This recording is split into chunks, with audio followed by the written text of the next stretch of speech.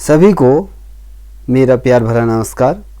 दोस्तों, जैसे कि आप लोगों को पता है कि उत्तराखंड एलटी की जो भर्ती परीक्षा थी वो कोविड की वजह से स्थगित हो गई थी।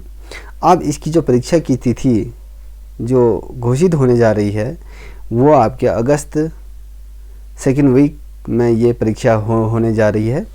अब आप लोगों के पास समय बहुत कम बचा है, इसलिए इस समय का सदुपयोग करें आप और अधिक से अधिक पढ़ाई करें और हो सके तो जो नोट्स आप लोगों ने बनाए हैं उनको अधिक से अधिक देखें और मैं आशा करता हूं कि आप सभी लोग इस परीक्षा में उत्तीर्ण हैं। आज दोस्तों मैं आपके सम्मुख से उत्तराखंड टीचिंग एप्टीट्यूड से रिलेटिव क्वेश्चन लेके हुए आया हूं। यदि आप लोगों ने इससे पूर्व जब प्रवक्ता का पेपर हुआ था उसमें जब टीचिंग एप्टीट्यूड का जो पोर्शन था, तो यदि आपने मेरी वीडियो रेगुलर देखी होगी तो आप सभी को पता होगा कि उसमें से 11 नंबर के क्वेश्चन जो मेरे द्वारा बताए गए थे उससे आए थे। आई होप, मैं उम्मीद करता हूं कि आप लोग इस पोर्शन को, जो ये श्रृंखला है, इसको भी ध्यान से देखें और इससे जो क्वेश्चन बनते हैं उसे अपने पेपर में बनाते चलिए। आइए प्रारंभ करते हैं आज की श्रृंखला, शिक्षण दक्षता एवं संप्रेक्षण। ठीक है, टीचिंग एप्टीट्यूड से रिलेटिव हम क्वेश्चनों पर चर्चा करने जा रहे हैं। ये बहुत ज़्यादा महत्वपूर्ण है, खासतौर सभी एलटी का आप जो पेपर दे रहे हैं सभी छात्र छात्राओं के लिए। दोस्तों, शिक्षण दक्षता एवं संप्रेक्षण होता क्या है, पहले हम इस चीज़ पे जानना हमें अति आवश्यक हो जाता है कि भैया शिक्षण चीज़ क्या होती है, दक्षता क्या होती है और संप्रेक्षण। अब शिक्षण जो शिक्षक बनने योग्य होता है, जो उसमें जो क्वालिटीज़ होती हैं, जो उसके मापदंड को पूरी तरीके से खड़ा उतरता है, जो एक शिक्षक बनने के लिए जो योग्यताएं होती हैं उसको कहीं ना कहीं पूरा क्लियर करता है। यह बात करते हैं अब संप्रेक्षण। जब शिक्षक बन जाते हैं, शिक्षक बनने के पश्चात जब आप पहली दफ़े कक्ष या प्रार्थना स्थल पर छात्रों से जिस प्रकार से रूबरू होंगे, आप जब अपना इंट्रोडक्शन दोगे, वो क्या होता है, संप्रेक्षण होता है। हम अपनी बातें दूसरे तक किस प्रकार से पहुंचा रहे हैं, क्या जो चीज़ हम बोल रहे हैं क्या वो चीज़ दूसरों को समझ आ रही है, ये क्या होता है, संप्रेक्षण। हम किसी के मध्य किस प्रकार से कोऑर्डिनेशन स्थापित कर रहे हैं। ठीक है, ये शिक्षण दक्षता एवं संप्रेक्षण का ये छोटा सा मैंने आपको उदाहरण दिया। अब बात करते हैं शिक्षण कौशल। देखिए, कभी भी कोई भी शिक्षक जब शिक्षण कार्य करता है, चाहे मैं बात करूं घर में जब छोटा बच्चा होता है तो उसको जब उसके माता पिता द्वारा जब पढ़ाया जाता है तो वो एक शिक्षण कौशल की भूमिका को निभाते हैं या कहें या उस स्तर पे चले जाते हैं, क्योंकि बच्चे को हम किस प्रकार से पढ़ा रहे हैं, उसकी मनोदशाएं किस प्रकार से है, क्या उसका मनोबल उस चीज़ को ग्रहण करने योग्य है नहीं है, इन चीज़ों पे हम बात करते हैं। ठीक है, अब शिक्षण कौशल की बात है, जो हमारी कौशल हैं, शिक्षण में किन किन चीज़ों का हमारे पास कौशल होना चाहिए, क्या चीज़ों की इसमें आवश्यकता पड़ती है। यदि मैं बात करूं, शिक्षण प्रतिक्रिया में शिक्षक को प्रश्न पूछना, स्पर्श करना, प्रदर्शन करना आदि का कार्य करने होते हैं। देखिए, जब आप शिक्षक बनकर किसी विद्यालय में जाओगे, सर्वप्रथम जब आप प्रार्थना स्थल पर जब आपके प्रधानाचार्य आपका इंट्रोडक्शन सभी छात्रों से कराएंगे, तो उस समय जब आप अपना व्याख्यान दोगे, अपना इंट्रोडक्शन दोगे, उस समय क्या होता है, आपके और आपके जो छात्र हैं उनके बीच का जो संप्रेक्षण होता है, जो कोऑर्डिनेट जो आपकी बातों का होता है, वो मायने रखता है। या बात करें जब आप किसी कोचिंग सेंटर में हैं या किसी ट्यूशन क्लास की बात करें या फिर हम किसी कक्ष की बात करें, तो उसमें जब आप प्रवेश करते हो तो आपको आपका दिमाग इतना साफ होना चाहिए कि आपको ये पता होना चाहिए कि बच्चा कोई भी प्रश्न पूछ सकता है और क्या मैं उस बच्चे के प्रश्न को स्पर्श कर पाऊँगा, क्या वो जो क्वेश्चन मुझे आता है क्या मैं उसे सही तरीके से उसको एक्सप्लेनेशन कर पाऊँगा, ये चीज़ें इसके अंतर्गत होती हैं। देखिए, जब शिक्षण प्रतिक्रिया के अंतर्गत शिक्षक को हमेशा तैयार रहना चाहिए। कभी भी कोई क्वेश्चन पूछा जा सकता है, उसको स्पष्टीकरण करना उसको आना चाहिए और उसको अपना प्रदर्शन कभी भी कम नहीं करना चाहिए। अपने प्रदर्शन को बेहतर करने का हमेशा कोशिश करनी चाहिए और जिसके द्वारा उसका जो शिक्षण कार्य होता है वो सरल और सुगम बन जाता है।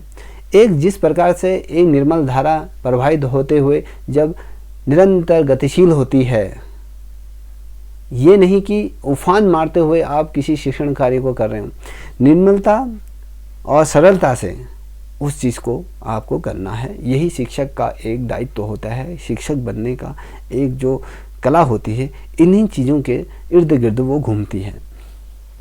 दोस्तों, यदि आप लोगों को ये वीडियो पसंद आ रही हो, आपको लगता है कि आपके लिए हेल्पफुल हो, तो प्लीज़ इसे सब्सक्राइब, लाइक, शेयर अवश्य करें और यदि पसंद हो तो प्लीज़ लाइक तो कर ही दीजिए।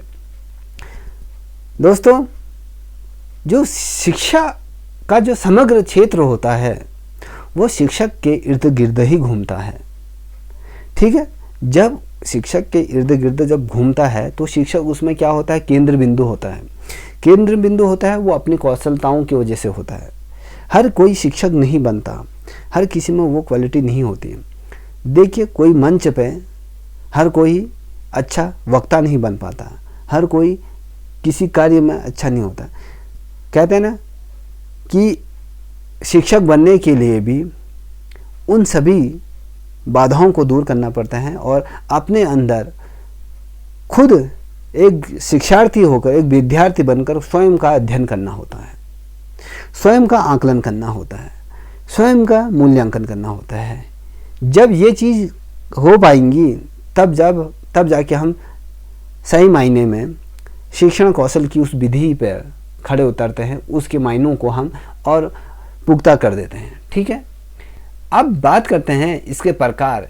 क्या आप शिक्षक बनने के किस प्रकार की चीज़ें होनी चाहिए शिक्षण करना। अब मैंने आप लोगों को लगेगा कि शिक्षक बनने की बात कर रहा हूँ मैं, यहाँ पर तो पढ़ाने की बात हो रही है। भैया, जब एक कुशल शिक्षक होगा तभी वो कक्ष में पढ़ा पाएगा। यदि हम सीधे ही आपको कक्ष में भेज दें और हम कहें कि आप बच्चों को किसी पाठ्यक्रम को पढ़ाइए, ये मेरे अनुसार उचित नहीं है।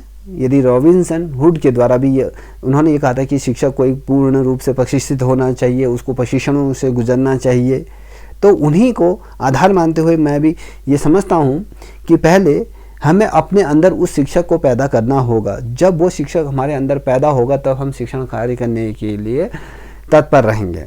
देखिए, शिक्षण जो कौशल होता है हमेशा पढ़ाई के इर्द गिर्द, शिक्षण कार्य के इर्द गिर्द ही एक धुरी की तरफ घूमती है।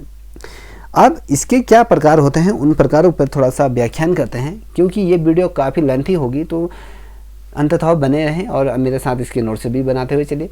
अब प्रस्तावना कौशल।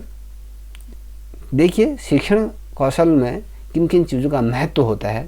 पहला तो होता है प्रस्तावना कौशल, दूसरा होता है श्यामपट्ट कौशल, तीसरा होता है उद्दीपन परिवर्तन कौशल, चौथा होता है पुनर्बलन कौशल, पांचवा होता है उद्देश्य कौशल, छठा होता है खोजपूर्ण प्रश्न कौशल और सातवां दृष्टांत कौशल और 8वें नंबर का जो होता है व्याख्यान कौशल और जो 9वें नंबर का इसके अंतर्गत जो आता है कक्ष प्रबंधन कौशल और 10वें नंबर का जो होता है वो शिक्षण सामग्री, जो सहायक सामग्री को हम जो प्रयोग करते हैं वो चीज़ें इसके अंतर्गत आती हैं। दोस्तों, यदि मैं बात करूं प्रस्तावना कौशल, ये क्या होता है, जब शिक्षक द्वारा स्वयं को तैयार कर लिया जाता है, जो अध्याय की बात कर रहे हैं हम, जो पाठ्यक्रम की बात करें, जब हमारा पाठ्यक्रम हमारे पास होगा, जो उसको हमें आता हो और हम उसमें अपना जो प्रदर्शन होता है, हमारी जो कौशलताएं हैं उस चैप्टर को लेकर, क्या हम उस पर खड़े उतर रहे हैं, नहीं उतर रहे हैं, पहले तो हमारा कॉन्सेप्ट ये क्लियर होना चाहिए। और चीज़ें छोड़ दीजिए, कक्ष से लेकर और चीज़ें, जब हमारा कॉन्सेप्ट क्लियर नहीं होगा तो श्यामपट्ट का क्या उद्देश्य है, उद्दीपन परिवर्तन का क्या उद्देश्य है, पुनर्बलन का क्या उद्देश्य है, जितने भी जो कौशल हैं 10 प्रकार के, उनका कोई औचित्य नहीं रह जाता है। पहले ही स्थान पर हमें मजबूती से खड़ा होना होगा। इसलिए जो प्रस्तावना कौशल होता है, कभी भी किसी भी किताब को यदि आप खोलते हो तो उसमें पहले नंबर पे जो प्रश्नांकित होती है प्रस्तावना, उसमें उस किताब का पूरा सार दिया जाता है। हमें पता चल जाता है कि इस किताब के अंतर्गत क्या क्या चीज़ों का समावेश है, किन चीज़ों का समग्र अध्ययन इसके अंतर्गत किया गया। उसी प्रकार से शिक्षण के दौरान प्रस्तावना इतनी ज़्यादा महत्वपूर्ण भूमिका या कहें स्थान निर्धारित करती है अपने आप में, जहाँ पर शिक्षक को एक स्टैंड के तौर पर खड़ा होना पड़ता है। मतलब बेबाक होकर अपनी उन बातों को बच्चों के माध्य रखना होता है। उसके लिए पहले क्या होता है, स्वयं को तैयार करना होता है। ये नहीं बिना तैयारी के आप कक्षा में पहुंच जाए। कुछ बच्चे ऐसे होते हैं जो आपकी बातों को ही आपके अनुसार घुमा देते हैं। फिर वहाँ पर हम किताबें खोलने लगते हैं, हम फिर उन्हें ये कहने लगते हैं कि इसका उत्तर कल देंगे। ऐसी परिस्थितियाँ उत्पन्न ना हो, तो इसलिए प्रस्तावना कौशल पर अग्रणी भूमिका रहनी चाहिए। अब बात करते हैं श्यामपट्ट कौशल क्या होता है। दोस्तों, श्यामपट्ट कौशल वो चीज़ होती है, ये कक्षा का वो केंद्र बिंदु होता है जहाँ पर शिक्षक द्वारा अपनी बातों को स्वयं उसको श्यामपट्ट पर लिखकर उनका जो डाउट होते हैं उनको क्लियर किया जा सकता है, उनकी शंकाओं को दूर किया जा सकता है।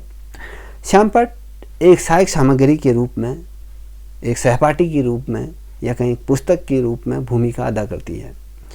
जो कक्षा का जो मेन बिंदु होता है किसी भी कक्षा का, उसमें श्यामपट्ट अहम भूमिका निभाता है। यदि आप किसी बड़े बड़े कोचिंग सेंटरों में चले जाइए, किसी बड़े डिग्री कॉलेजों में चले जाइए, किसी भी जो समीक्षा बैठक होती हैं उसमें भी यदि आप जाएं तो वहाँ पर या तो LED स्क्रीन लगी होगी बड़ी सी, या भी प्रोजेक्टर से उसमें जो PPT होती है वो शो होती है। ये सारा कॉन्सेप्ट है श्यामपट्ट कौशल से ही निर्धारित होता है। इसका सहायक सामग्री के तौर पर इसका यूज किया जाता है।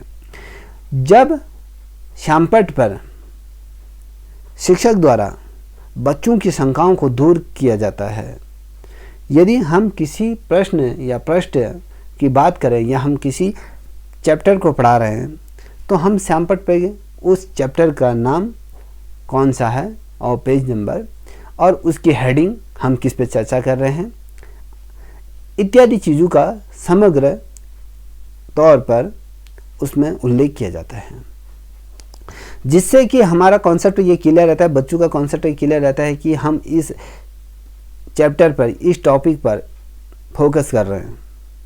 यदि हमें कोई प्रश्न नहीं आ रहे हैं तो हम श्यामपट्ट के माध्यम से, बच्चों को यदि ना आए तो हम श्यामपट्ट के माध्यम से उसे समझाने की कोशिश करते हैं। और जो श्यामपट्ट की जो अहम भूमिका निभाती हैं, बच्चे के ज्ञान को सरलता से प्रस्तुत करना होता है। जो ज्ञान आपके पास है वो शब्दों में बयान न करते हुए उसे श्यामपट्ट पर उकेरा जाता है, उसके माध्यम से बच्चों को सरलता से समझाया जा सकता है। ठीक है, अब बात करते हैं तीसरे नंबर के उद्दीपन परिवर्तन। कभी कभी ऐसा होता है कक्षा के अंतर्गत उद्दीपन परिवर्तन में की कौशल, कुछ हम ऐसे परिवर्तन करना प्रारंभ कर देते हैं कक्षा के अंदर जो हमारे कौशल के विरुद्ध होता है या कहीं हमारे कौशल के ही एक भाग होता है। हम ऐसी चीज़ों का निर्माण करने की कोशिश करते हैं या उस पर्टिकुलर सब्जेक्ट के अंतर्गत इन चीज़ों की खोज करते हैं या कहें फिर उसमें कुछ ऐसे परिवर्तन लाने की कोशिश करते हैं जो कि छात्र हित में होता है। वो चीज़ जो हम करने की कोशिश करते हैं, जो हम पुनः अपने क्षमता से करने की कोशिश करते हैं, तो वो उद्दीपन क्या होता है, परिवर्तन के अंतर्गत, कौशल के अंतर्गत आ जाता है। अब बात करते हैं चौथे नंबर का, पुनर्बलन कौशल क्या होता है। दोस्तों, यदि हम पुनर्बलन कौशल की बात करें तो हमने जो पूर्व में जो चीज़ें पढ़ी हैं, क्या वो चीज़ हमें समग्र रूप से याद है या नहीं, इसका ये आकलन करता है। ठीक है, पूर्व में जो हम उसको स्मरण करने की हमारे के अंदर होती है क्षमता होती है, हम उसको सोचने की और विचार करने की हमारे अंदर वो क्षमताएं होती हैं, उसको विकसित करने की कोशिश करते हैं। इसमें क्या होता है, पूर्व में पढ़ाया हुआ पाठ को याद करना या फिर उसको अपने मनोबल में विकसित करके उसको उस कौशल को प्रदर्शित करना। ठीक है। अब यदि हम बात करें जो 5वें नंबर का उद्देश्य कौशल, जब आप किसी कक्षा में बच्चों को पढ़ा रहे हो या किसी सेमिनार में या किसी समूह में, तो आपका हमेशा उद्देश्य क्या होता है शिक्षण कौशल करने का, कि बच्चे का जो न्यूनतम ज्ञान है उस ज्ञान को समग्र तौर से विकसित करना, उसको उस ज्ञान की पृष्ठभूमि से ऊपर उठाना होता है। और यदि हम बात करें उसके भविष्य का निर्धारण आपकी इन उद्देश्य कौशलों पर निर्भर होता है। उद्देश्य लेकर यदि किसी बच्चे को पढ़ाया जाए कि वो उद्देश्य क्या है, उसको आपका पूरा तरीके से क्लियर होना चाहिए। और किस उद्देश्य से आप किसी पाठ्यक्रम को पढ़ा रहे हो, क्या वो अपने निजी स्वार्थ के लिए है या व्यक्तिगत संबंधों की वजह से है या छात्र हित के लिए है, तो ये भी कहीं ना कहीं स्टैंड होता है किसी चीज़ पे। क्या वो चीज़ होती है उद्देश्य कौशल के अंदर। आपका जो मेन उद्देश्य होता है, जो छात्र का जो न्यूनतम ज्ञान को समग्र ज्ञान के तौर पर उत्सर्जित करना और उस ज्ञान को परिपक्व रूप से विकसित करना, ये आपके कौशल के अंतर्गत आता है। आप खोजपूर्ण प्रश्नों कौशल, जब आप किसी कक्ष के अंतर्गत किसी चैप्टर को पढ़ा रहे हो, ठीक है, किसी चैप्टर को यदि आप पढ़ा रहे हो तो उस चैप्टर से रिलेटिव क्वेश्चन है आपको स्वयं ही निर्मित करने होते हैं। ये खोजपूर्ण प्रश्न होते हैं जो आपकी कौशलता पर निर्भर करते हैं। यही शिक्षक की एक सर्वप्रथम यदि मैं कहूँ एक गुड क्वालिटी होती है, जो क्वालिटी हर शिक्षक के अंदर होनी चाहिए, जो किताब को मद्देनज़र ना रखते हुए स्वयं उन प्रश्नों को खोजें और उसको प्रस्तुत करें बच्चों पर, या फिर जो बच्चे जो प्रश्न पूछ रहे हैं उसको किस प्रकार से आप उनका उत्तर देते हैं, ये चीज़ें इसके अंतर्गत रहती हैं। अब खोजपूर्ण प्रश्नों की यदि हम बात करें, इसमें क्या होता है, हमने कोई पाठ पढ़ाया, उसी पाठ पे हमने कुछ प्रश्न अपने अनुसार, अपने बौद्धिक क्षमता के अनुसार उसी के आधार पर बना लिए और उन्हीं प्रश्नों को बच्चों से बीच बीच में पूछते रहे। ये क्या होता है, खोजपूर्ण प्रश्न होते हैं। अब बात करते हैं दृष्टांत कौशल, कि स्वयं इतना दृढ़ होना चाहिए कि आप जो चीज़ कर रहे हो उस पे आपको क्या होना चाहिए, फ़क्र होना चाहिए। क्या वो चीज़, उस कौशल को आप कितना अपने आप में विकसित कर रहे हो, कितना आप उसे इम्प्लीमेंट कर रहे हो दृष्टांत में, निरंतर आगे तक जो याद रहे दृष्टांत, मतलब लंबे समय के लिए वो कौशल को विकसित करना। अब व्याख्यान कौशल क्या होता है, देखिए जिस प्रकार से कक्ष में श्यामपट्ट का अहम भूमिका होती है, उसी प्रकार से जब आप 12th से ऊपर की बात करें या 10th से ऊपर की बात करें, तो वहाँ पर आपको सिर्फ बच्चों को व्याख्यान कौशल के माध्यम से शिक्षित करना होता है, पढ़ाना होता है, उनके ज्ञान को वृद्धि करनी होती है, उनके कॉन्सेप्ट को क्लियर करना होता है। यहाँ पर नहीं कि आपने किताब खोली उससे लिखा दिया पढ़ा दिया, वो नहीं, श्यामपट्ट का यूज़ करा। अब जब हम बात करते हैं व्याख्यान कौशल, जिस चैप्टर को या टॉपिक को आप पढ़ा रहे हो उसको इस कदर अपने व्याख्यान के माध्यम से प्रस्तुत करना होता है जो कि बच्चे को अच्छी तरीके से याद हो जाए। बच्चे को उस टॉपिक को लेकर किसी भी शंकाएं उसके हृदय कंठ में नहीं विराजमान होनी चाहिए। जब ये चीज़ हो जाती हैं तो हम समझते हैं कि ये जो व्याख्यान कौशल है वो पूर्ण रूप से क्या एकदम सही रूप से अपना रूप परिवर्तित कर रहा है। व्याख्यान किसी भी क्षेत्र में बहुत ज़्यादा महत्वपूर्ण हो जाता है। व्याख्यान से शिक्षक का आत्मविश्वास बढ़ता है, छात्र का आत्मविश्वास बढ़ता है, किसी मंच को शेयर करने पर उसका आत्मविश्वास में पूर्ति होती है। ये चीज़ हमें कौन सिखाता है, ये व्याख्यान कौशल के अंतर्गत ये चीज़ें हम सीखते हैं। अब बात करते हैं कक्ष प्रबंधन कौशल। ये भी महत्वपूर्ण है, महत्वपूर्ण इकाइयों की बात करें तो ये भी महत्वपूर्ण है। जैसे आप कक्ष की बात करें या किसी भी, या घर, आप अपने घर के अंतर्गत देख लीजिए, जब आप कक्ष में प्रवेश करते हो तो कक्ष का माहौल क्या है, क्या जो बच्चे हैं क्या वो आपका आदर कर रहे हैं या नहीं कर रहे हैं, क्या आपके कक्ष में जाते ही क्या बच्चों को किस प्रकार से प्रभाव आपका पड़ रहा है, या बच्चे जिस प्रकार से शोरगुल हो रहा था उसी प्रकार निरंतर बना हुआ है। ये चीज़ क्या होता है, प्रबंधन कौशल के अंतर्गत आता है कि जो व्यवस्थापक, जो व्यवस्थाएं होती हैं, जो शिक्षक आचरण की बात करते हैं, छात्र आचरण की बात करते हैं, ये इन चीज़ों के अंतर्गत समग्र रूप से विराजमान होता है। कक्ष में किस प्रकार से आपके विद्यार्थी बैठे हुए हैं, किस प्रकार से पंक्तिबद्ध बैठे हैं, या फिर आपके विद्यालय में छात्र और छात्राएं हैं तो उनको किस प्रकार से आपने बैठाया हुआ है, ये समग्र चीज़ें क्या आ जाती हैं, कक्ष का प्रबंधन होती हैं। क्या कक्ष में सब चीज़ें हैं, या सभी बच्चों के पास किताबें हैं या नहीं, या कोई बच्चा इस चीज़ से वंचित है, ये चीज़ें इसके अंदर।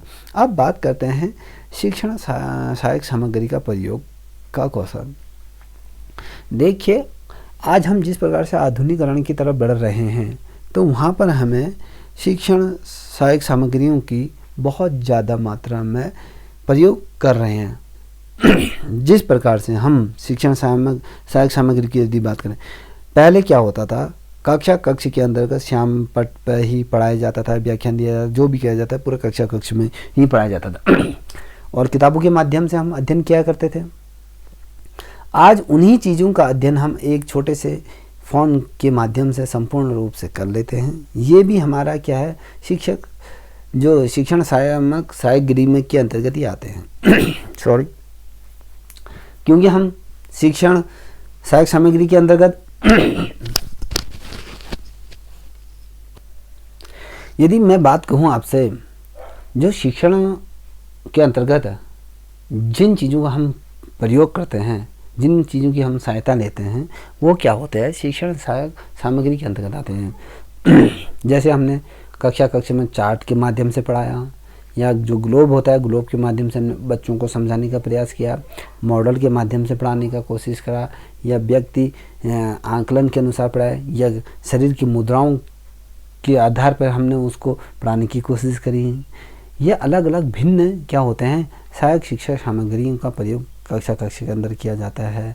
या हम कहें प्रोजेक्टर के अंतर्गत पढ़ाया, या एलईडी स्क्रीन में पढ़ाया, या फिर हम लैपटॉप में पढ़ा रहे हैं, या फिर कंप्यूटर में पढ़ा रहे हैं। ये चीज़ें सब क्या आ जाती हैं, शिक्षण सहायक सामग्री के अंतर्गत ये आ जाती है, ये कौशल इसके अंतर्गत विद्यमान होते हैं। अब बात करते हैं शिक्षण विधियों के बारे में बात करते हैं थोड़ा सा, और उसके पश्चात हम आपसे जो रूबरू होंगे उसके प्रतिपादक कौन है। मान लीजिए शिक्षण विधियाँ, जैसे आगमन विधि किसके द्वारा प्रतिपादित की गई है, इसके जन्मदाता कौन थे, ये किसके द्वारा संपादित की गई, इन पे हम फोकस करते हैं। हम बात करते हैं शिक्षण विधि और प्रतिपादक के बारे में बात करते हैं। दोस्तों, यदि कभी आगमन विधि किसके द्वारा लिखी गई है, या इसके जनक कौन थे, इसके प्रतिपादक कौन थे, तो अरस्तु, बेकेन इसके क्या थे, प्रतिपादक के रूप में इन्हें जाना जाता है। अगर कभी मान लीजिए अरस्तु ने आया, बेकेन आ गया, तो आप बेकेन को ही टिक कीजिएगा। अब निगमन विधि किसके द्वारा प्रतिपादित किया गया है, यह प्लेटो द्वारा इसे प्रतिपादित किया गया है। दोस्तों, इस चीज़ को आप ध्यान रखें और इसके मेरे साथ इनको बनाते हुए चलिए। अब रॉबर्ट विधि किसके द्वारा, रॉबर्ट द्वारा ही किया गया। अगर हर्बर्ट विधि ये किसके द्वारा लिखी गई है, हर्बर्ट के द्वारा ही इसको प्रतिपादित किया गया है। और प्रश्नावली विधि किसके द्वारा प्रतिपादित किया है, वुड्सवर्थ द्वारा इसको प्रतिपादित किया गया है। यह बात करते हैं संवाद विधि। ये किसके द्वारा किया गया है? संवाद प्लेटो द्वारा किया गया है। ये बहुत ज़्यादा महत्वपूर्ण है, इसे नोट कर लीजिएगा आप। अब कहते हैं किंगडम विधि, ये किसके द्वारा? फोलोबोल द्वारा इसको प्रतिपादित किया गया है। ठीक है। अब अगला है खेल विधि। अब खेल विधि किसने? हेनरी कार्वेल्ड कुक द्वारा इसको किया गया है। डाल्टन विधि ये हेनल द्वारा किया गया है। प्लेटन विधि किसके द्वारा प्रतिपादित किया गया है? फोस्टालॉजी द्वारा इसको किया गया। मूल्यांकन, अब हम मूल्यांकन विधि की बात करें तो मूल्यांकन जो विधि जो किया गया J.S.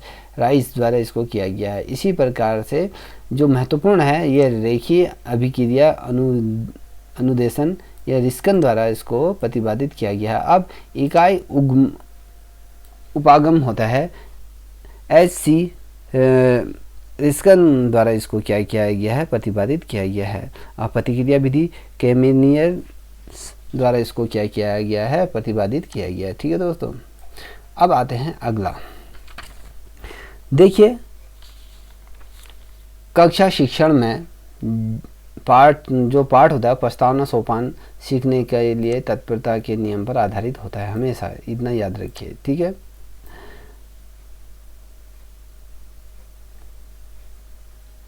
अब अगला है सशक्त एवं व्यापक मूल्यांकन से तात्पर्य है। क्या होता है? ये प्रश्न कभी पूछा जाएगा तो आप इस प्रकार से इसे लिखिएगा। सीखने की प्रतिक्रिया के दौरान शैक्षिक एवं शैक्षिक क्षेत्र की नियमित रूप से आकलन करना है। ठीक है। अब अगला, वर्तमान में निःशक्त बच्चों की शिक्षा के लिए कहा गया कि इन्हें समावेशी शिक्षा देनी चाहिए। ठीक है, ये याद रखिएगा, ये बहुत ज़्यादा महत्वपूर्ण प्रश्न की श्रृंखला में लेके आया हूँ आपके सम्मुख से। अब कौशल सीखने की पहली अवस्था क्या होती है? अनुकरण होती है। देखिए इस क्वेश्चन को ये भी नोट कर लीजिएगा आप। कौशल सीखने की जो पहली अवस्था होती है वो अनुकरण होती है। अगर हम बात करें अगले प्रश्न की तो वर्तमान समय में शिक्षा का सबसे उपयुक्त उपागम किसे कहा जाता है? ये सृजनवादी उपागम को कहा जाता है। ठीक है, ये नोट कर लीजिएगा। फिर से दोहरा रहा हूँ मैं प्रश्न, वर्तमान समय में शिक्षा का सबसे प्रयुक्त उपागम किसे माना जाता है?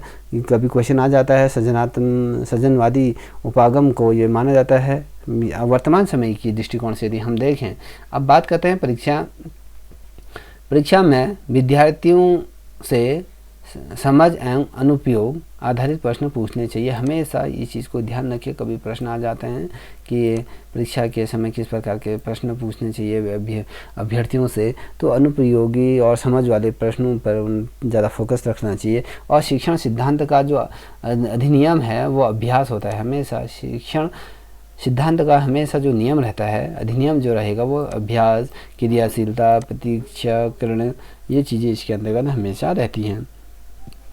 अब बात करते हैं मापन का क्षेत्र परिरक्षण की तुलना में सीमित एवं संकुचित होता है, समझिए। अब बात करते हैं अगले टॉपिक पर। ये अगला टॉपिक है आपका शिक्षण विधियां एवं प्राविधियां। ठीक है, अब इसके अंतर्गत आगमन विधि, फिर निगमन विधि, फिर विश्लेषण विधि, फिर संश्लेषण विधि, ये चीज़ों पर हम बात करेंगे। अब जो आगमन विधि होते हैं ये क्या है, इसके बारे में जानते हैं। ये इसके जनक अरस्तु को माना जाता है। हमेशा ये ध्यान रखिएगा, जो आगमन विधि है इसके जनक के रूप में अरस्तु को जाना जाता है। यह विधि क्या होता है? विशिष्ट से सामान्य की ओर तथा उदाहरण से नियम की ओर कार्य करता है। ठीक है, कहने का मतलब है जो ये विधि है आगमन विधि, हमेशा विशिष्ट से जो बहुत ज़्यादा पढ़े लिखे होते हैं या कहें जो बहुत ज़्यादा होशियार होते हैं उससे नीचे की तरफ भी ये बढ़ते हुए क्रम में चले जाते हैं। उदाहरण से यदि इस नियम की ओर कार्य करते हैं, देखिए उदाहरण, हम किसी चीज़ का उदाहरण देंगे तो ये इस नियम के अनुसार चलती हैं या इस नियम को कहीं ना कहीं पैरेलल इससे जुड़ते हुए चलती हैं, तथा दृश्य से अदृश्य की ओर कहने का तात्पर्य है दृश्य से अंधेरे से उजाले की ओर, उजाले से अंधेरे की ओर। जो ये बात हम कह रहे हैं ये आगमन विधि होते हैं। या आप कान उल्टा पकड़ो या उल्टा पकड़ो, दोनों बात एक ही है, ठीक है। अंधेरे से उजाले की ओर, उजाले से अंधकार की ओर, ये चीज़ें रहती हैं, ठीक है। जिस प्रकार से दिन और रात होती हैं ये भी आगमन विधि का ही एक क्या है उदाहरण है। एक दिन सूर्य आता है, दूसरे दिन वो अस्त हो जाता है। देखिए सुबह आया, शाम अस्त हुआ, फिर कल सुबह फिर आएगा, फिर अस्त हो जाएगा। ये प्रतिक्रिया निरंतर चलती रहती है। अब ये जो निरंतर जो चलने वाली घटनाएं हैं, अगर हम कहेंगे कि एक परिपाठी में जो चीज़ संकुलित तौर पे सुनिश्चित हैं या नियमित तौर पे ससमय उसका क्या होता है उत्पादन और समापन होता है, तो इस प्रकार से वो होता है। अब बात करते हैं निगमन विधि की। तो निगमन विधि क्या होता है, इसके जनक किसे माना गया, प्लेटो को इसका जनक माना गया है और यह सामान्य से विशिष्ट की ओर जाती है, ठीक है। अब पहले क्या था, आगमन विधि में विशिष्ट से सामान्य की ओर, अब ये सामान्य से विशिष्ट की ओर ये बढ़ रहा है और नियम से उदाहरण की तरफ जाएगा, अमूर्त से मूर्त की तरफ जाएगा। देखिए मूर्ख से जो मूर्ख से क्या होता है विद्वान की ओर, अमूर्त मतलब जो किसी चीज़ का वो है ही नहीं, मूर्त की तरफ जाएगा। मूर्ख से अगर हम कहेंगे मूर्ख से हम विद्वान की तुलना करेंगे, ठीक है। अब कठिन से सरल की तरफ, सरल की ओर। अब उसमें क्या था, पहले हम सरल से कठिन की ओर जा रहे थे, अब इसके उल्टा होता है, ठीक है। हमेशा प्रभावी होता है और ये विधियाँ विज्ञान और गणित विषयों के लिए उपयोग में लाई जाती है, ठीक है। जिस प्रकार से प्लस माइनस या होते हैं उसी के अकॉर्डिंग इनको सज्जित किया जाता है। अब बात करते हैं विश्लेषण विधि क्या होती है। ये वस्तु विषय के छोटे छोटे अंगों में विभाजित कर शिक्षण कार्य किया जाता है। अब विश्लेषण, हम किसी चीज़ का विश्लेषण कर रहे हैं तो वो हम क्या करते हैं, उनको छोटे छोटे पार्टिकल में इसको तोड़ते हैं, फिर अंशों में उसको विभाजित करते हैं। ये इस प्रकार से यह कार्य क्या होता है, शिक्षण की तरफ कार्य करता है, ठीक है। अब बात करते हैं संश्लेषण विधि की। संश्लेषण विधि क्या होती है, संश्लेषण विधि में हम देखेंगे जो छोटे अंश होते हैं, जो छोटे अंशों को समन्वय करके शिक्षण कार्य करना होता है, ठीक है। अब 5वें नंबर का देखते हैं अभिक्रमित अनुदेशन विधि क्या होती है। इसको जो ये विधि होती है इसको दो भागों में विभाजित किया जाता है। एक तो है आपका साखी अभिक्रम अनुच्छेदन और दूसरा था रेखीय अभिकरण अनुच्छेदन। जो साखी अभिक्रम अनुच्छेदन होता है वो एक काउड इसके जनक हैं, ठीक है। और ये हम रेखीय अभिक्रम अनुच्छेदन के जो जनक हैं वो रिस्कन को माना जाता है, ठीक है। ये बहुत ज़्यादा महत्वपूर्ण है, इसको आप नोट कर लीजिए, इसका ये नोट्स बना लीजिए, जो ये नोट्स आपको दिख रहे हैं, ठीक है। दोस्तों यदि आप लोगों को ये वीडियो कहीं भी पसंद आ रही हो, थोड़ा सा भी आपके हेल्पफुल लग रही हो तो प्लीज़ लाइक सब्सक्राइब अवश्य करें। अब जो छठा पॉइंट है इसका प्रोजेक्टर विधि। देखिए मैंने आपसे इससे पूर्व कहा था कि हम किस प्रकार से अध्ययन करते हैं, किस प्रकार से सहायक शिक्षण सामग्रियों का प्रयोग करते हैं अपने शिक्षण कार्य के अंतर्गत। देखिए आप प्रोजेक्टर विधि, जब हम पाठ्यक्रम के विकास हेतु पाठ्य सहगामी क्रियाओं का प्रयोग करते हैं, ठीक है। ये चीज़ किसके द्वारा कही गई है, ठीक है, ये जो किलपेटिक द्वारा इसको कहा गया है, ठीक है। अब ये जो प्रोजेक्टर विधि थी ये इनके द्वारा कहा गया था कि भैया हम जो पढ़ाने वाली जो चीज़ें हैं, जो सहायक सामग्री है, समग्र सहगामी जो क्रियाएं होती हैं उनका प्रयोग करते हैं और इसके जना किलपेटिक को कहा जाता है। अब ह्यूरिस्टिक विधि क्या होती, इसके जनक क्या है, E.R. रुदान है। इसके अंतर्गत छात्रों को खड़ा करके या प्रेरित किया जाता है या जिज्ञासा इनके अंतर्गत पैदा की जाती है, ठीक है। ये चीज़ें इसके अंतर्गत आती हैं। अब बात करते हैं अगले प्रश्न की तरफ बढ़ते हैं, अगले चैप्टर की तरफ बढ़ते हैं। जो अगला चैप्टर है आपका, ये बहुत ज़्यादा महत्वपूर्ण रहेगा, इसलिए इस टॉपिक पर हम कल चर्चा करेंगे। आज के लिए इतना ही। जय हिंद, जय भारत।